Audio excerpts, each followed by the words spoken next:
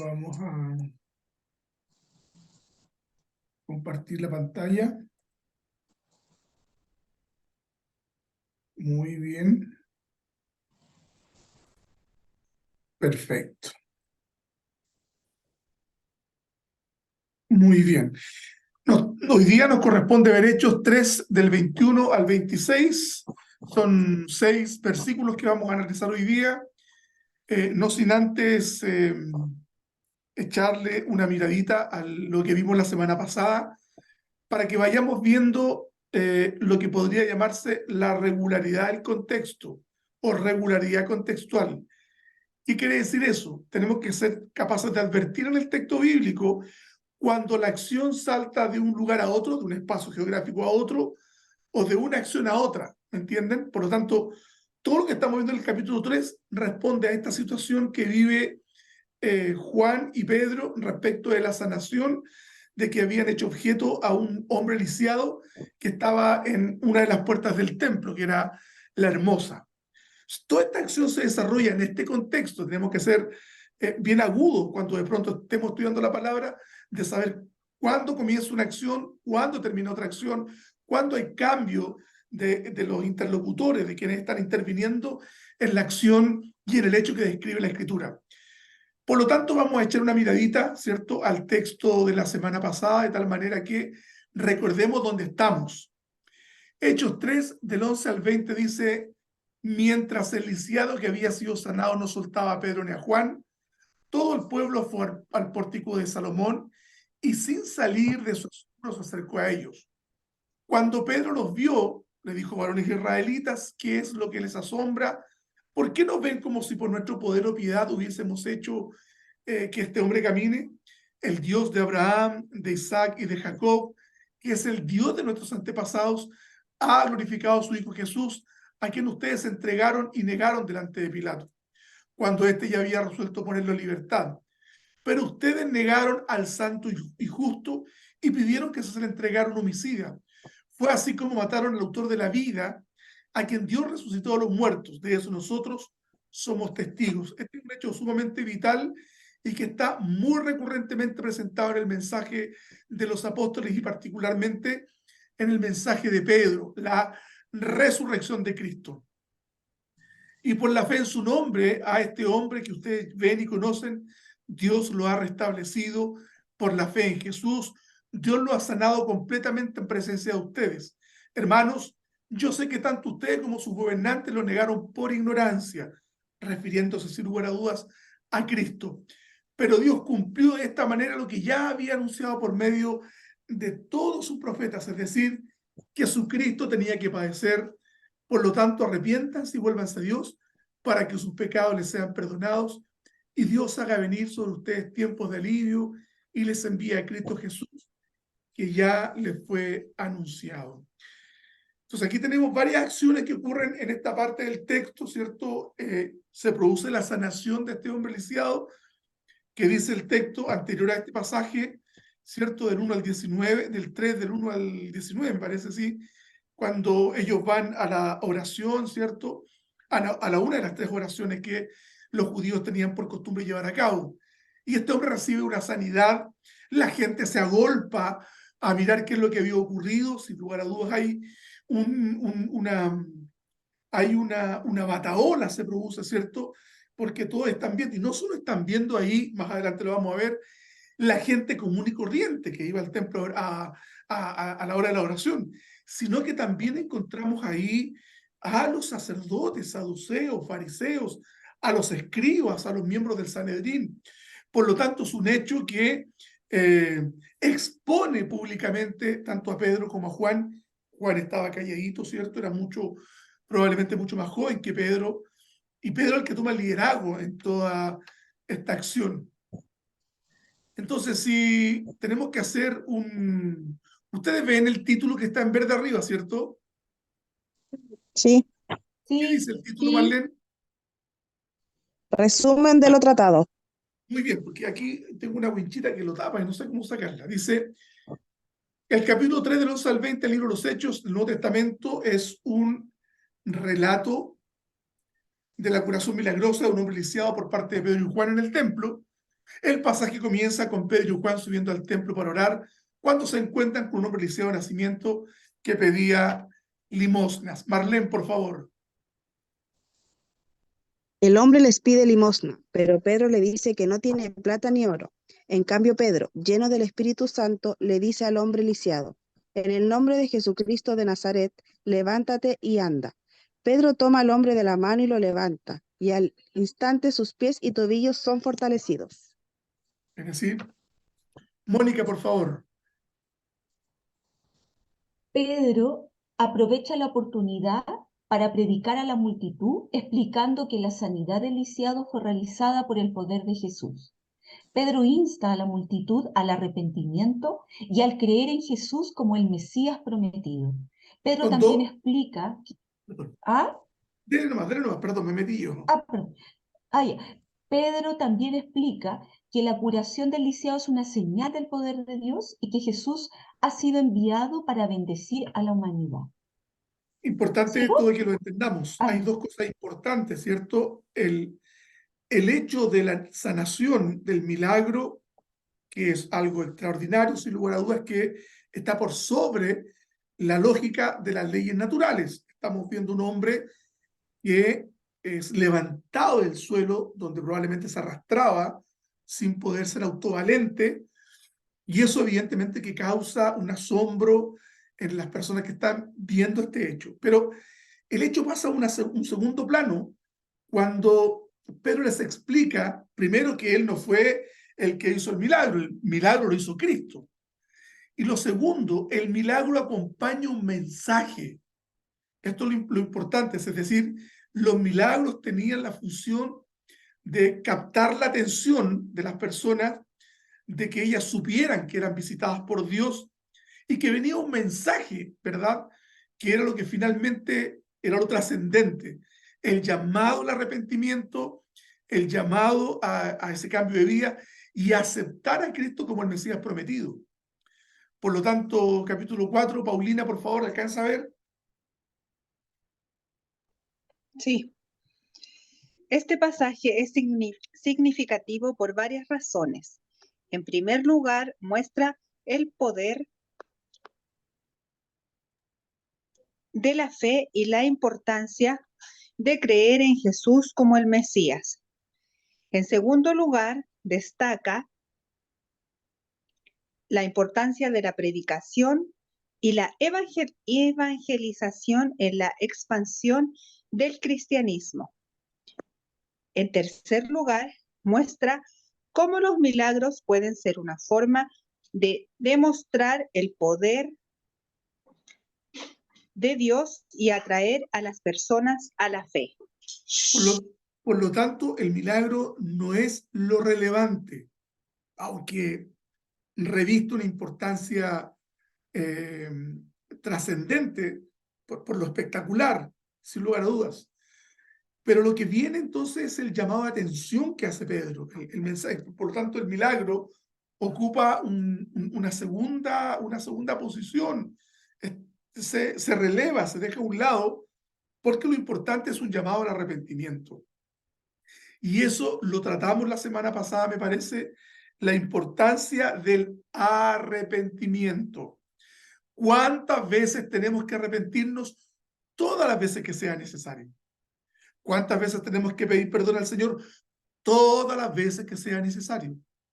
Porque la gracia del Señor, la prerrogativa de su gracia, nos invita a que nosotros en algunos momentos, cuando sintamos que nuestra conciencia nos acusa respecto a haber faltado la palabra, pidamos perdón al Señor. Pidamos perdón con un corazón honesto y rogarle al Señor que haga que nuestro corazón se resienta del pecado. Porque ocurre un fenómeno muy curioso en nuestro corazón. De pronto, cuando incurrimos en un pecado permanentemente, nuestro corazón se endurece. Nuestro corazón se vuelve, en cierta forma, por analogarlo a una figura, como un corazón de piedra, si se quiere decir. Y por lo tanto, un corazón no sensible respecto del llamado a la atención del Espíritu Santo. Muy bien. Número 5. ¿Quién más puede leer?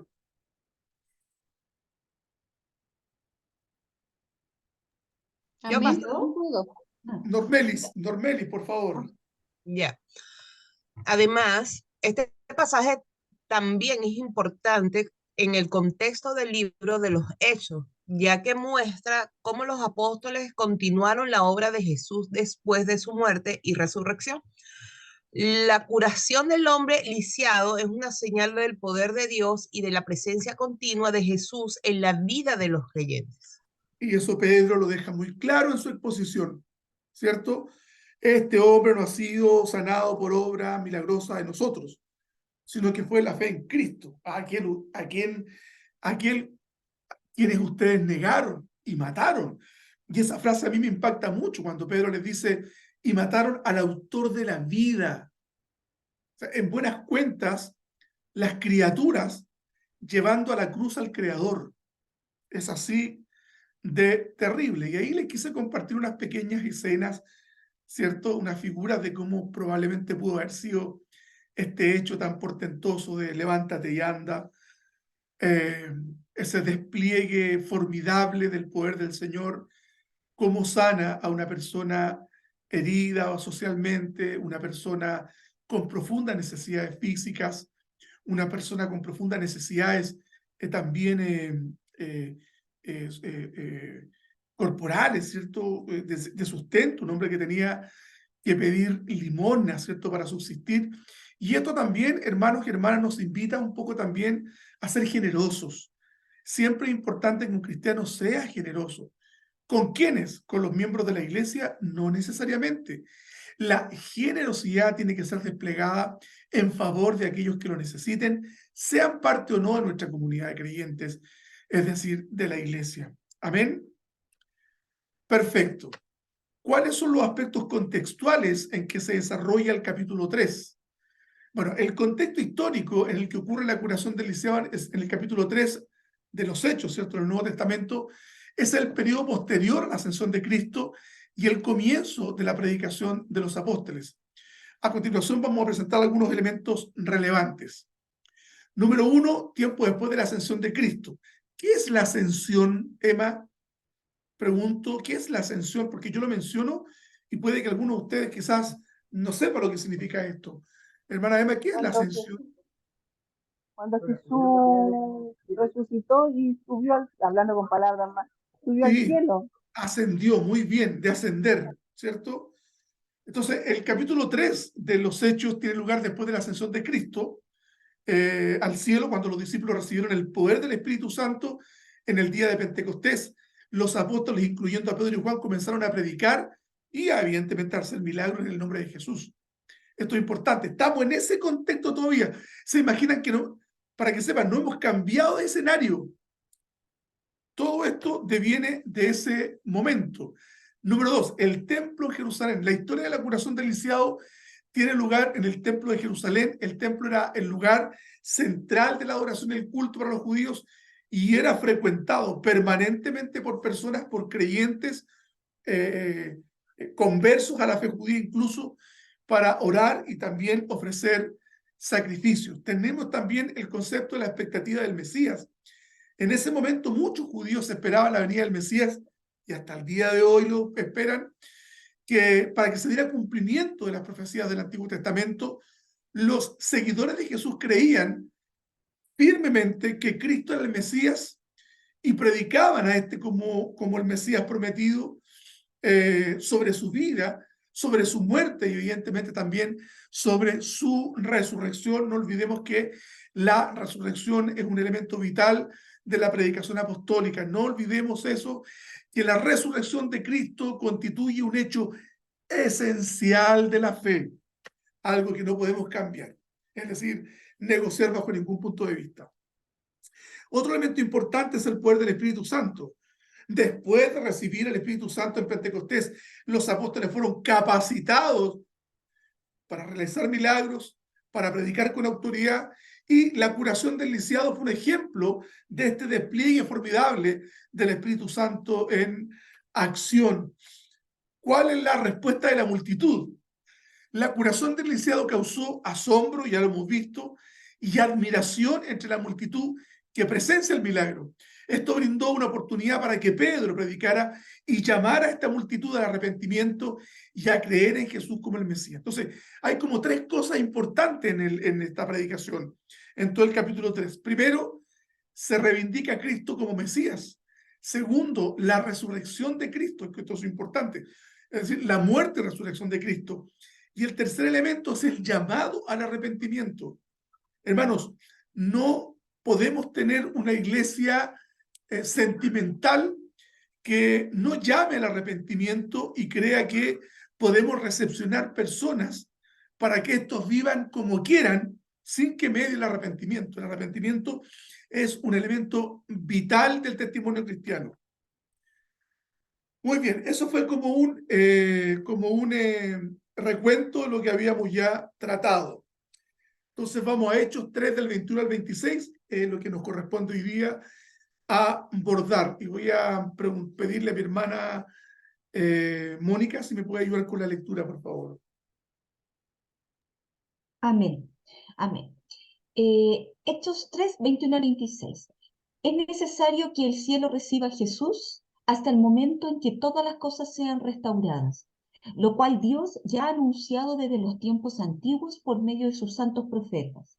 Porque Moisés dijo: el Señor su Dios les levantará un profeta de entre sus hermanos, como me levantó a mí. Ustedes deben atender a todo lo que Él les diga. Todo aquel que no escuche a este profeta será eliminado del pueblo. Porque todos los profetas a partir de Samuel han hablado de estos días y los han anunciado.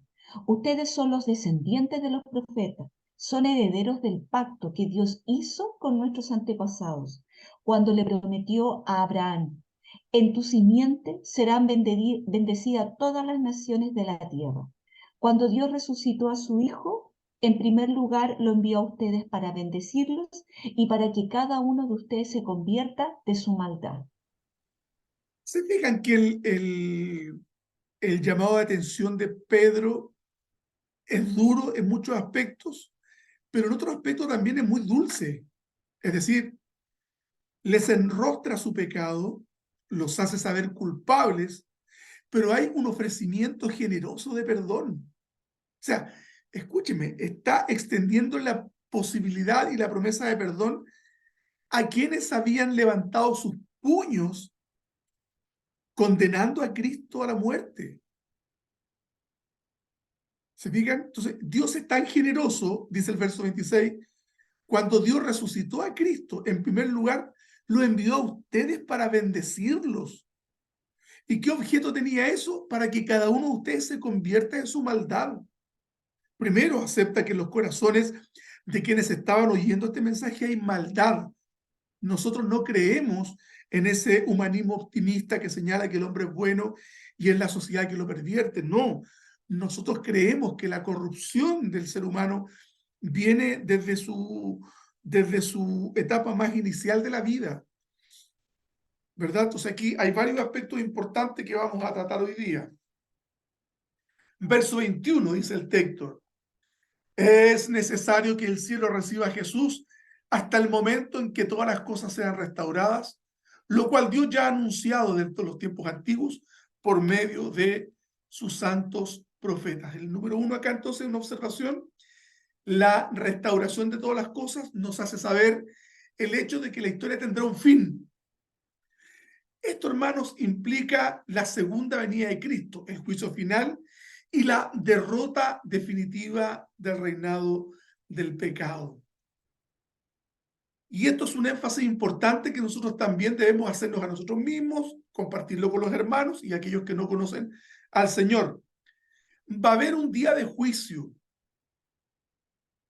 Va a haber un día en que la historia va a acabar. Por ejemplo, los griegos no creían en este concepto de historia lineal, una historia que comienza y que termina. Ellos creían en lo que se denomina el eterno retorno. Entonces, una pregunta, amén de lo que estoy señalando: ¿por qué los cristianos no creemos en la reencarnación? ¿Por qué no creemos en la reencarnación? ¿Por qué nos negamos nosotros a condescender con esa creencia propia de las religiones de la India y el budismo también? ¿Alguien sabe? Pues yo creo que si Cristo murió por nosotros, ¿cierto? No hay reencarnación, o sea, Cristo no tendría que haber muerto, lo que yo creo, no tendría que haber muerto por nosotros, porque si moríamos iba a haber una reencarnación, Claro, ¿o no? claro. Sí, claro.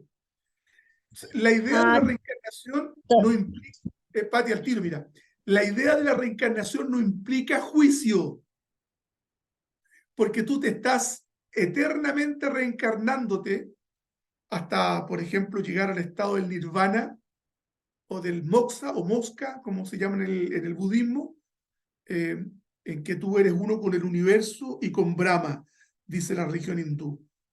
Entonces, tú te vas reencarnando permanentemente, por eso es que alguien de pronto en el lenguaje cotidiano la gente dice, es tu karma, tu karma. Por favor, que yo no escuche a ninguno de ustedes, mis hermanos y hermanas amadas, hablar de karma, porque eso no corresponde con nuestras creencias. Pati, por favor. no, es que solamente quería comentar que la palabra también dice que, bueno, que tenemos una sola muerte y después viene el juicio. Y los Hebreos que 9, creemos en la palabra, amén, sí, y los que creemos en la palabra del Señor, obviamente lo tomamos para sí. Por amén. ende, por eso no creemos en la reencarnación. Muy bien, Pati, qué bueno que le diste esa lectura, porque si bien es cierto, yo lo tenía en mi inconsciente, esa lectura, pero también mencionaba esto, cuando dice, es necesario que el cielo reciba a Jesús hasta el momento en que todas las cosas sean restauradas. Ahí me estoy refiriendo, lo que dice la Pati es correcto, sin lugar a dudas, nuestra hermana Pati, pero aquí está hablando de un final, cuando Cristo vuelva. Cristo viene, hermanos, por la iglesia, y nosotros tenemos de pronto eso por tardanza, Maranata, Cristo viene. Hermanos, Cristo viene. En un momento, dice la Escritura, en un abrir y cerrar de ojos seremos transformados. Los muertos en Cristo se levantarán y nosotros, ¿cierto? Seguiremos. Si es que estamos vivos, estamos muertos. Lo cierto es que si estamos muertos vamos a ser levantados de la tumba. Y si estamos vivos vamos a ser arrebatados a los cielos con Cristo. Y va a venir un proceso de juicio terrible para la humanidad. El Cristo ya no va a venir como el Cristo manso, sino como el todopoderoso. Me gusta la palabra que utilizaban los teólogos en la Edad Media, el Pantocrátor, el todopoderoso. Ha de venir y juzgar. Hermanos, eso va a ser un día terrible para aquellos que no conozcan al Señor. Ahora, todo esto está debidamente anunciado por la voz profética de los voceros de Dios, tanto el nacimiento como asimismo la muerte y desde luego la resurrección de Cristo estaba planificado en la eternidad pasada. Nada ocurrió por casualidad. Nada salió de los linderos del plan que Dios había establecido. No nos olvidemos que hay un decreto eterno en que todas las cosas van a suceder según Dios lo haya planificado, y eso es muy esperanzador para nosotros, porque aun cuando las cosas no estén bien en nuestra vida, no estén marchando, nosotros estamos dentro de un plan del Señor. Por eso es que Pablo le escribe a los filipenses, me parece, cuando le dice, estoy cierto que aquel que comenzó en usted la buena obra, la perfeccionará hasta el día de Jesucristo. ¿De qué nos habla eso? Progresión. Hoy día tenemos que luchar, hermanos y hermanas, contra nuestro pecado. Luchamos contra las limitaciones de nuestra carne. No hablo de la carnalidad física, aunque también tenemos que lidiar contra las enfermedades y al deterioro natural de que somos objeto de nuestros cuerpos.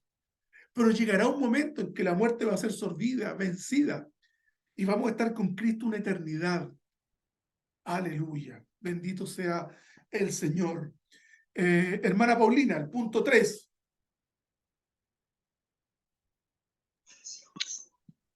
No olvidemos que un profeta es, ante todo, un mensajero de Dios, una persona debidamente designada por Dios para anunciar su palabra, expresar su voluntad y llamar la atención del pueblo a volverse al pacto.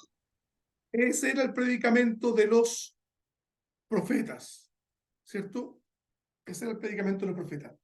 Y me atrevo siempre a llevar esto a la actualidad. ¿Existen los profetas hoy? No. Bueno, en rigor, yo escribo ahí, cualquiera que anuncie la palabra de Dios es un profeta. Toda, hermanos, toda la voluntad de Dios está revelada en la Escritura. Y por favor, quiero ser muy enfático con ustedes en esto. Dios no habla fuera de ella y un creyente nunca puede preferir la voz de un profeta en vez de la verdad de la Biblia. Están muy de moda hoy día los profetas. ¿Han visto ustedes que están de moda el profeta tanto? No sé el nombre porque... hay un profeta acá en Santiago que estuvo acá en Maipú, el profeta Danilo Neto. Él imparte palabra porque él es un profeta y de pronto él tiene ciertos pretensiones así como que cae bajo la inspiración del Señor y él se cree un profeta. Eso es muy terrible, hermanos amados. Y en ese sentido, usted puede decirme que no está de acuerdo conmigo. Yo me estoy ateniendo a la palabra. Dios no habla fuera de la palabra. Marcelo o Pastor Marcelo, ¿Dios habla a través de sueños? No. ¿Dios habla con voz audible? No, no. O sea, que imagínense, hay algunos que tienen la pretensión de decir que Dios les habla audiblemente. O sea, vean lo que pasó en el monte Sinaí, cuando Dios habló con Moisés. Esos efectos de la naturaleza, ¿cierto? Esos truenos, el monte en llamas, relámpagos, esa es la voz de Dios. Lo que sí creemos nosotros es la voz interna, el corazón, cuando Dios nos habla, pero Dios siempre nos va a hablar respaldando su palabra. Por eso que el apóstol Pedro dice, tenemos la palabra profética más segura, a la cual hacen bien en estar atentos, hasta que, no me acuerdo el resto del versículo.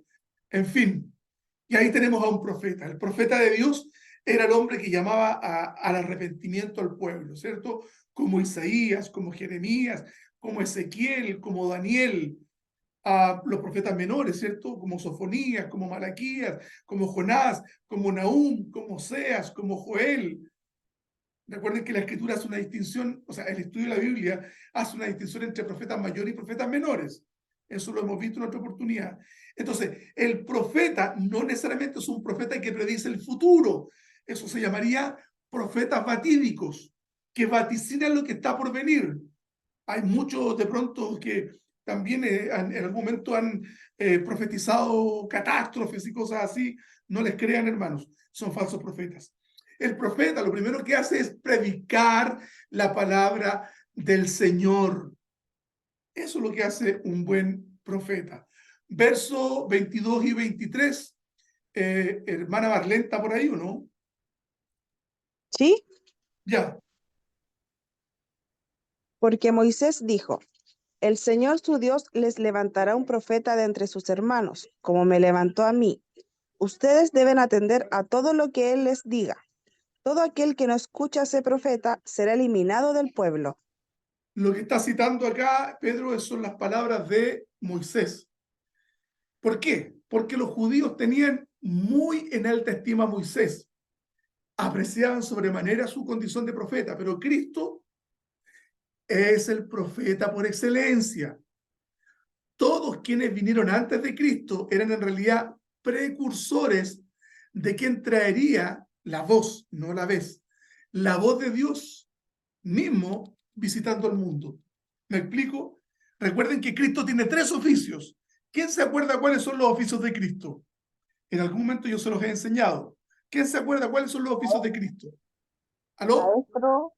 Maestro, No, profeta, profeta, sí.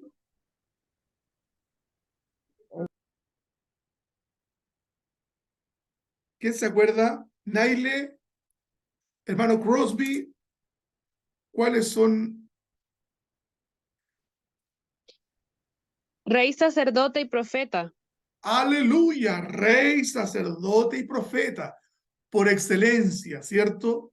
Él es nuestro rey, nuestro sacerdote.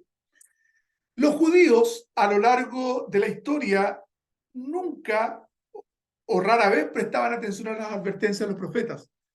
Por el contrario, los persiguieron y en algunos casos los asesinaron, como a Isaías. Dicen que a Isaías lo cortaron con una sierra en dos partes, en la mitad del cuerpo. Lo hace raro, para que nos hagamos una idea. Por ejemplo, de haber puesto atención a la predicación de Jeremías, ¿qué mal se hubiesen evitado los hebreos o los judíos? ¿Quién me atreve a decir? Si hubiesen escuchado a Jeremías, ¿qué mal se hubieran evitado? ¿La muerte? No. O sea, sí puede también estar incluido en el análisis, pero un hecho importante y relevante en la historia hebrea. ¿La invasión? ¿Cuál? No me acuerdo. Buen intento, Vivianita, buen intento. El exilio a Babilonia. Castigo. El exilio de Babilonia, muy bien. Una carita, ¿me está mirando Naile o no? Sí. Una carita feliz para usted. Ah, gracias. Ya. Esa se la aprendí yo al payaso con el que trabajo en la escuela. Claro, hubiese evitado, por ejemplo, el, el exilio en Babilonia, pues.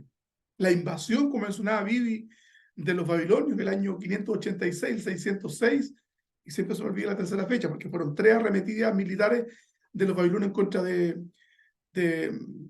Judá. Pregunta. ¿A qué profeta envió Dios a predicarle a los asirios?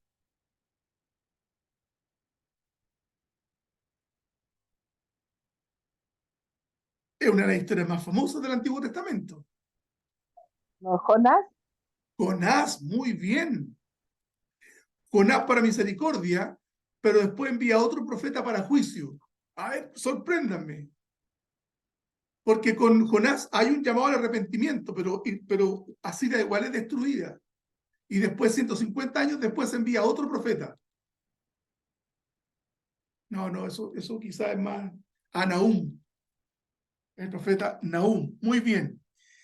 Cristo es nuestro profeta por excelencia. Lucas 7:16 dice, y todos se llenaron de temor y glorificaban a Dios diciendo, un gran profeta se ha levantado entre nosotros y Dios ha visitado a su pueblo. ¿Cierto? Juan 6:14. Aquellos hombres, pues viendo la señal que Jesús había hecho, decían, este es verdaderamente el profeta que había de venir al mundo. Hebreos 1 del 1 al 2 dice, Dios habiendo hablado muchas veces y de muchas maneras en otro tiempo los padres por los profetas, en estos postreros días, los últimos, nos ha hablado por el Hijo, a quien constituyó heredero de todo y por quien asimismo hizo el universo. O sea, Cristo es por excelencia el profeta. Amén. Muy bien. El verso 23, cito a Gismaker y le pido a la hermana Mónica, por favor, si puede leer este texto. El Amén. versículo 23. 23, sí. La línea de razonamiento que Pedro traza establece que todos los profetas, desde Moisés hasta Samuel y todos cuantos le han seguido, han hablado acerca de la venida del Mesías. Después de citar la profecía de Moisés en los versículos precedentes, Pedro menciona a Samuel. En el periodo entre Moisés y Samuel, los profetas no profetizaron respecto al Cristo. Por esta razón, Pedro omite ese periodo y continúa con Samuel, quien en los escritos judíos era conocido como el maestro de los profetas. Sin embargo, las escrituras no han dado indicación alguna que Samuel haya profetizado o enseñado a los profetas. Sí, perdón, esto es el verso 24, me equivoqué ahí. Dice, y todos los profetas de Samuel en adelante, cuanto han hablado, también han anunciado estos días. ¿A qué días se refiere? A estos días que están viviendo ellos. Es decir, todo se mueve en el marco profético. Eso es lo que es la idea que nos quiere dar el texto. Verso 24. Porque todos los profetas a partir de Samuel han hablado de estos días y los han anunciado. Ustedes son los descendientes de los profetas, son herederos del pacto que Dios hizo con nuestros antepasados cuando le prometió a Abraham, en tu simiente serán benditas todas las naciones de la tierra. Hermana Mónica, por favor, continúe el texto. El apóstol Pedro les señala 3 cosas distintivas a los judíos que oían su mensaje. 1, son descendientes de los profetas. 2, herederos del pacto. 3, y ser la simiente por la cual Dios habría de convocar a los escogidos del mundo. Por eso que los judíos nunca entendieron este principio. Cuando Dios llama a Abraham y le dice, en tu simiente, pregunta para ustedes, ¿quién es la simiente de Abraham? Cristo. Emma, Cristo. Cristo. ¿Quién más tiene otra opinión? ¿Quién es la simiente de Abraham?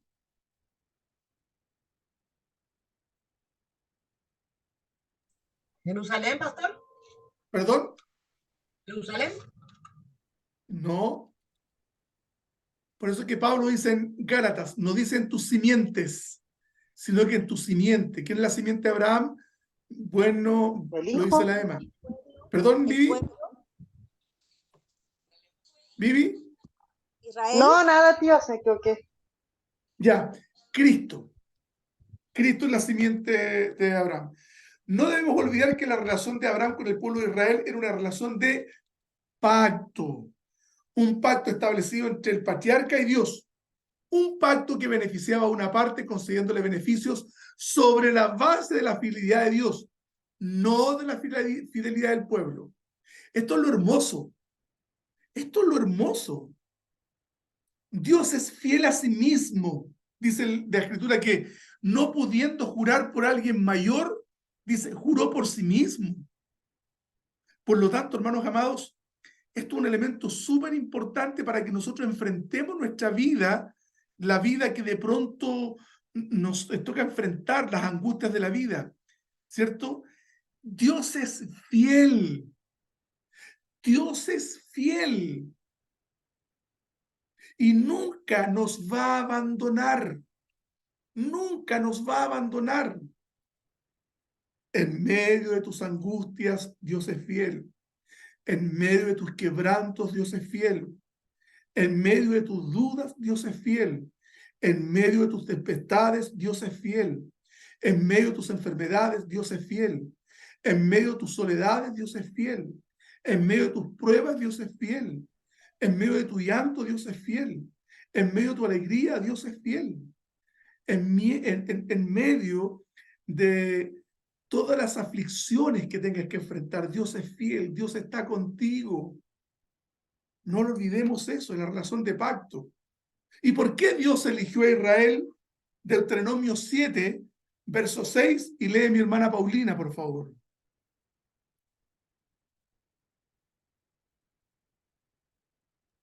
Perdón.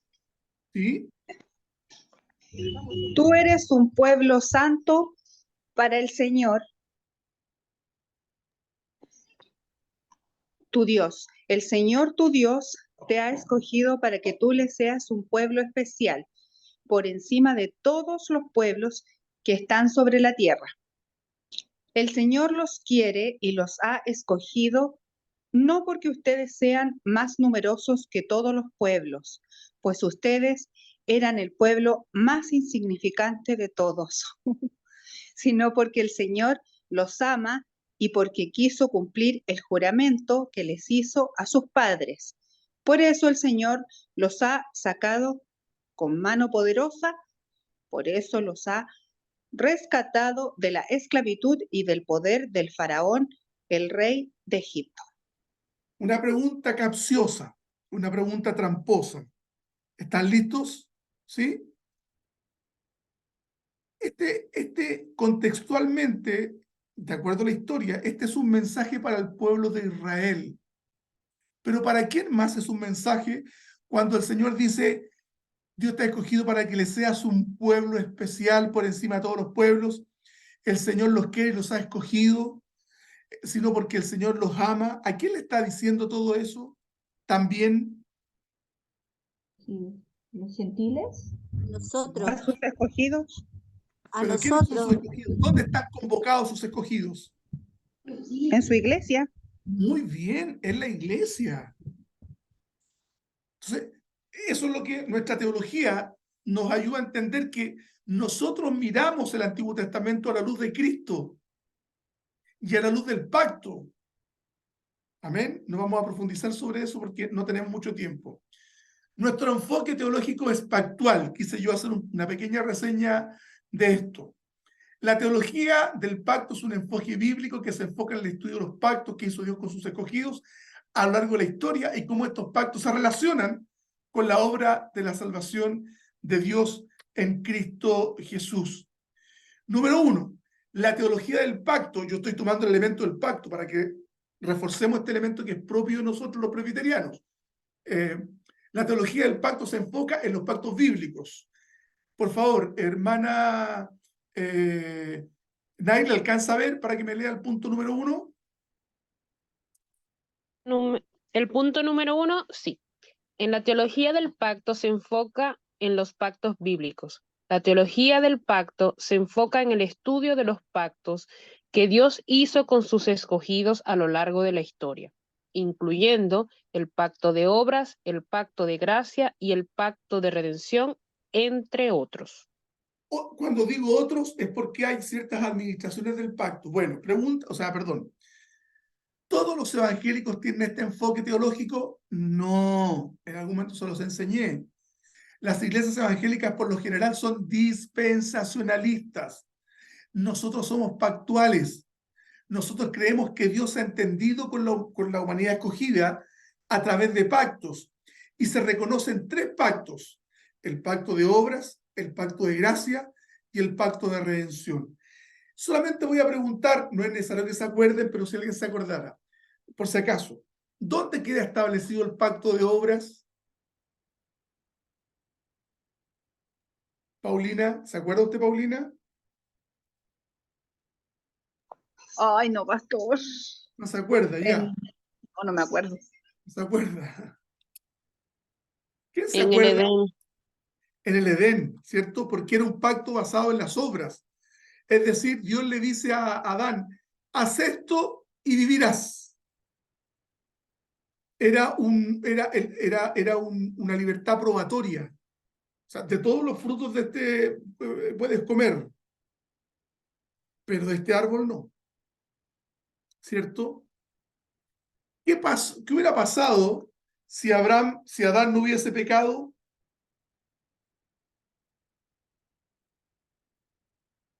Si hubiese pecado, Si no hubiese pecado, Cristo no hubiese muerto. Cristo no hubiese muerto por nosotros.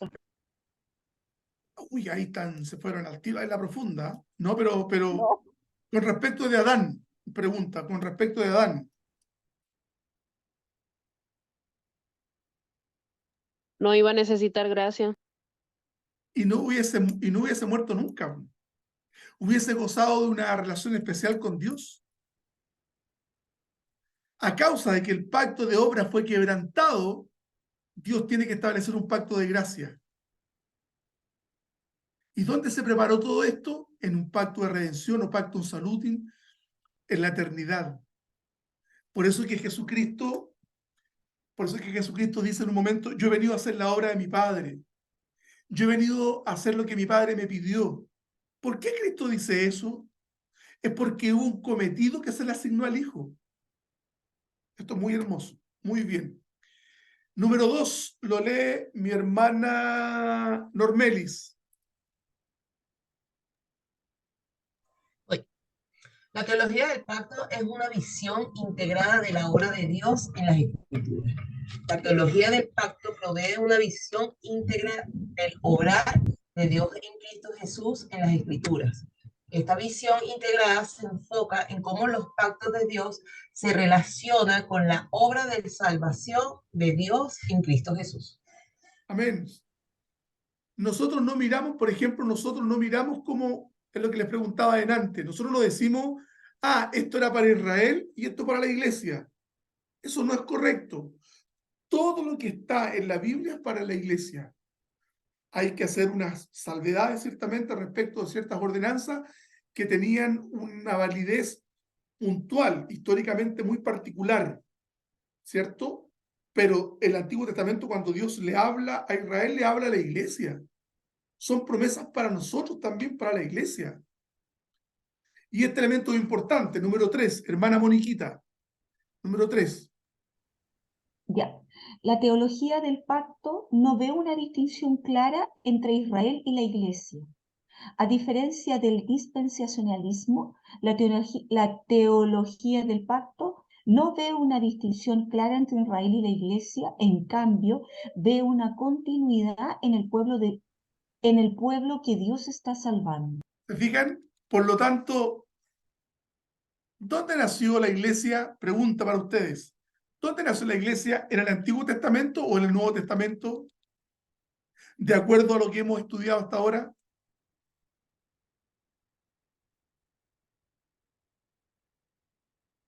Tranquilos nomás. ¿Alguien En se el quiere? Nuevo Testamento, pastor. ¿Sí? Normelis, perdón. En el Nuevo Testamento, después que vino el Espíritu Santo. Ya, eso es un tema que es importante que lo mencione mi querida hermana Normelis. Si nosotros creemos que no hay una distinción entre Israel y la iglesia ha existido siempre, los convocados en el Antiguo Testamento y en el Nuevo Testamento, por lo tanto nosotros, de acuerdo a nuestra teología pactual, entendemos que Israel es la iglesia de Cristo. Por lo tanto, la iglesia no nace en Pentecostés, la iglesia nace en el Antiguo Testamento. Si no, las promesas que aparecen respecto a Israel no se cumplirían en nosotros. Sería efectivamente para Israel. Por eso es que Pedro dice, para nosotros, vosotros sois nación santa, pueblo adquirido por Dios, real sacerdocio, nación santa, pueblo adquirido por Dios. O sea, nos llama a nosotros sacerdotes. Eso es muy hermoso, muy bien. Número 4, Marlene está Marlencita y si se ha ido ahí con su chico lo entendemos, pero si estuviera, se lo agradeceríamos. Amén, si quiere yo puedo leer. Ya, Patita, perfecto. La teología del pacto es una manera cristocéntrica de ver la escritura. La teología del pacto ve las escrituras como manifestaciones del pacto de las obras o del pacto de la gracia. La narración completa de la historia redentora puede ser vista como Dios desplegando el pacto de la gracia desde sus etapas iniciales hasta su culminación en Cristo. Muy bien, esto qué hermoso, miren. Por lo tanto, los cristianos suelen decir, no, hermano, lo que pasa es que en el Antiguo Testamento vivían por la ley y en el Nuevo Testamento vivíamos por la gracia. Hermana Viviana, ¿eso es correcto?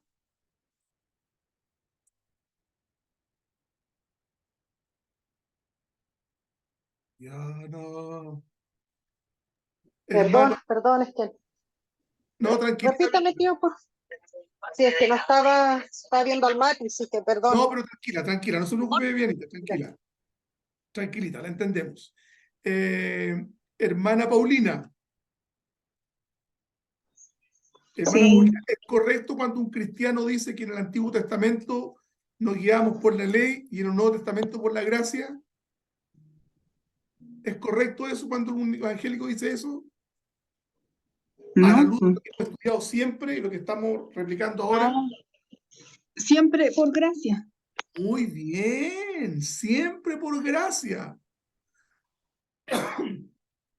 Siempre por gracia. Salmo 51. ¿Quién se sabe el Salmo 51? Por favor, recítemelo rápido. Patricia, ¿se lo sabe? Ten piedad de mí, oh Dios. No me acuerdo muy bien. Es cuando... ¿Quién más? ¿Quién más? Ese Lávame salmo más de y más la de mi gracia. pecado. ¿Qué más? Cuando dice lávame más y más de mi pecado. Sí. De mi Ten maldad piedad y de mí, limpia oh mi Dios. pecado. Porque contra ti, solo contra ti he pecado y he hecho lo malo delante de tus Claro. ojos. Limpia mi corazón con hisopo. Con hisopo. ¿Se fijan o no? Gracia. Ahí hay gracia del Señor. La teología del pacto enfatiza la naturaleza del pacto tanto el bautismo como la cena del Señor. Debido al enfoque en los pactos, la teología del pacto enfatiza la naturaleza del pacto, tanto el bautismo como la gracia del Señor. Son los dos sacramentos que tenemos nosotros. Son signos y sellos del pacto de gracia. Cuando nosotros celebramos la Santa Cena, la Eucaristía, estamos haciendo visible la palabra del Señor, las promesas del pacto. Esta es mi sangre por el nuevo pacto, dice el Señor. Amén. Amén. Verso 26, Moniquita, ya que la tengo en la pantalla, lee por favor 26 y el Ya. punto número 1, mi hermanita querida. Ya. Cuando Dios resucitó a su Hijo, en primer lugar lo envió a ustedes para bendecirlos y para que cada uno de ustedes se convierta de su maldad. Cuando Dios resucitó a su Hijo, este pasaje se refiere a la resurrección de Jesús, que es un evento central de la fe cristiana. La resurrección de Jesús es vista como una prueba del poder de Dios y como una garantía de la vida eterna para los creyentes. En primer lugar, lo envió a ustedes para bendecirlos, dice el texto. Aquí Pedro lo que está diciendo es que la misión de Cristo era bendecir a la humanidad convocada a la iglesia a través de su ministerio terrenal. Jesús, hermanos, enseñó acerca del amor y la misericordia y realizó milagros motivados por su corazón amoroso, pero también para dejar la impronta de que Él venía del Padre. Y para que cada uno de ustedes se convierta de su maldad, lo que hace Pedro es enrostrarle a los judíos que había maldad en sus corazones y que necesitaban arrepentimiento y que necesitaban conversión, y de esta forma iban a recibir la bendición de Dios. La conversión implica un cambio de corazón, hermanos, y una renuncia al pecado. Y esto es visto como un requisito para la salvación. Un corazón arrepentido, hermanos, es un corazón que agrada al Señor. Amén. Esto lo voy a dejar pasar. El resumen también lo voy a dejar pasar. Después lo vamos a ver en la próxima clase. Y quiero terminar con esto. Una entrega total a Cristo. Lo que tenemos que hacer nosotros es amar a Dios sobre todas las cosas. Servir a Cristo con toda el alma implica amarlo, hermanos, con todo nuestro ser, poniéndolo en primer lugar en nuestras vidas. Cristo es el primer lugar. No son el marido, no son los hijos, no es el trabajo. Cristo ocupa el primer lugar. Es reconocer su amor incondicional y responder con gratitud y devoción frente a todos los bienes que Él nos ha concedido. Él ha sido un compañero amoroso. Él nos ha bendecido, dio su vida y su sangre por nosotros. Hermana Elita, por favor, ¿puede leer este texto? ¿Está por ahí, Elita? Amén, sí. Entrega total. Servir a Cristo con toda el alma implica ofrecerle todo lo que somos y todo lo que tenemos. No se trata solo de hacer tareas o cumplir con deberes religiosos, sino de entregar nuestra vida por completo a su servicio. Amén. Eso es lo que el Señor espera de nosotros. Espera también una transformación personal. Elita, por favor, ¿puede leer también transformación personal? Amén. Transformación personal. Al servir a Cristo con toda el alma, permitimos que Él nos transforme y moldee a su imagen. Nos alejamos del egoísmo y nos enfocamos en el amor y el servicio hacia los demás, siguiendo el ejemplo de Jesús. Amén. Y el último, el testimonio verdadero. Hermanos, cuando servimos a Cristo con toda el alma, nuestro testimonio se vuelve verdadero y auténtico. Nuestra dedicación y entrega refleja la obra de Dios en todas nuestras vidas y puede inspirar a otros a buscar una relación más profunda con Dios, siendo un ejemplo. ¿Y qué es lo que hay por esto? Una recompensa eterna. Dios promete bendiciones y recompensas a aquellos que sirven con todo su corazón, a aquellos que sirven a Cristo con todo el alma. Nos acercamos a su presencia, experimentamos su gracia y somos preparados para la vida eterna que hemos de tener con nuestro Señor Jesucristo. Bendito sea